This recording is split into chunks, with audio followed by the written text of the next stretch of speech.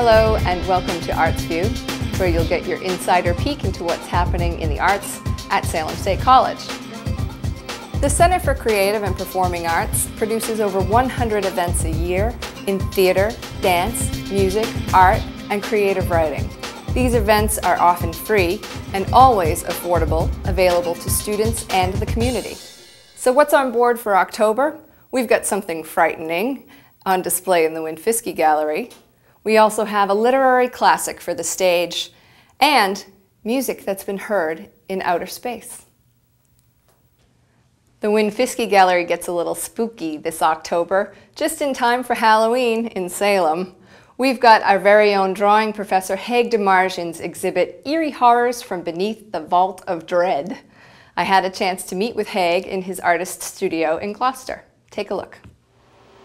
I'm surrounded by monsters in Haig DeMargian's studio in Gloucester. Haig, thanks for having me. Hey, thanks for coming, Kathleen. Into the evil lair. Oh, very few make it this far. So this is an exhibit full of monsters. Is that all you paint? Is there anything else you draw? I paint all sorts of different things, but they usually turn out somewhat monstrous. Monsters, ghouls, ghosts. Yeah, vampires, fishmen, giant squid, werewolves, you name it. I think they're pretty much all in there. So this is work that belongs in Salem in October. Yes, ma'am. I love it. The Witch City. Last year you did a drawing marathon. I did. What the heck is a drawing marathon? It was an exhibit called The Curse of the Haunted Tower. And it's this great space up in Portland, Maine called the Map Room. This map room is located in what used to be a 19th century electrical tower, a 3-story electrical tower. And I decided to lock myself in there for 25 hours and draw nothing but monsters. And we'll see some of those paintings. There will be selections from that in the show that is coming up in the Win-Fiske Gallery. The show is entitled Eerie Horrors from Beneath the Vault of Dread. I love all this horror imagery, but I keep coming back to what's life without a sense of humor. And I'm not trying to show you dark and terrible truths that will unseat you and make you afraid to turn out the lights, because that's kind of passé. So this isn't grotesque? Yes. No. Well, it is. It is. There's grotesquerie. I mean, there's right. Distortions and deformations and trying to combine images and information in ways that you haven't seen. And to surprise yourself, I need to surprise myself in my artwork and surprise the viewer hopefully a little bit. And Excellent. They have a good time. It's entertainment, right? One last question. Yes. Nightmares? Yes or no? Do you have them? I love them. Don't have them anymore, though. Love nightmares, don't have them. I think all the nightmares happen for me in the studio. Right here. You know, right here. So there's no need for me to have nightmares.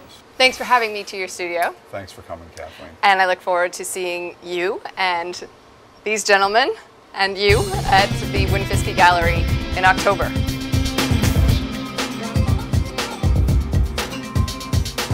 A door slam heard around the world.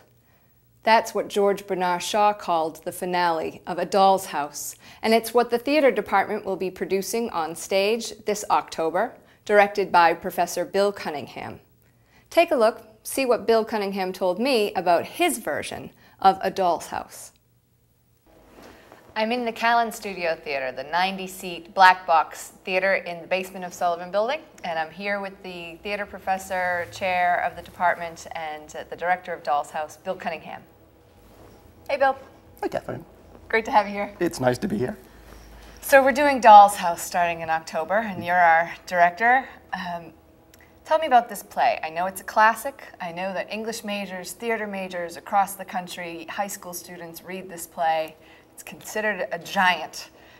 Well, from a playwright perspective, it's a perfectly written play. So it's structured perfectly.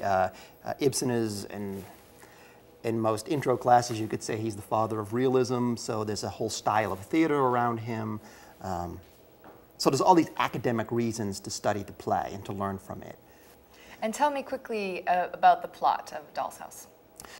The plot of A Doll's House is we have a woman, Nora Helmer, who, in order to save her husband's life, was told by the doctors that she had to take him to a southern climate. And to do that, she had to borrow money. Okay. But a woman in that time period wouldn't be allowed to borrow money. This is the turn of the 20th century. Right. Sure. And she had to forge a signature to save her husband's life. And she's hidden this from her husband. Uh-oh. These are funny people. These are human people. These are challenging people. Right. It's what makes theater exciting. Oh, I'm so looking forward to this production, Bill. Thank you. Excellent. I'm looking forward to doing it. Thank you so much. Thanks for being here. Thank you. Excellent. Bill Cunningham, Chair of the Theater Department. Imagine a Japanese folk tune with surf guitar thrown in. Maybe a little bit of the classic Ghost Riders theme, and then throw in some Bach lute suites.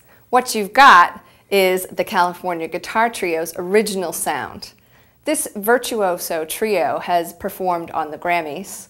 You've heard their music on CNN, ESPN, on the Olympics, and all the major networks. Now, California Guitar Trio will perform for one night in the recital hall on Central Campus. Here's a sample.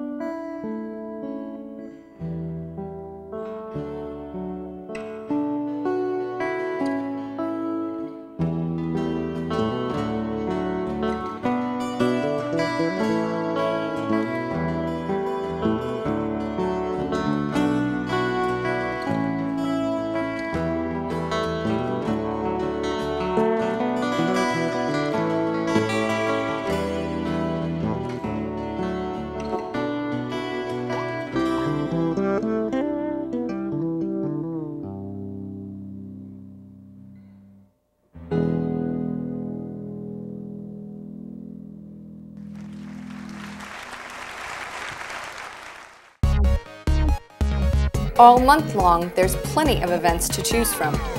Start a Monday morning with the Marjorie Morgan Performance Group's free dance performance, or beloved music professor Phil Swanson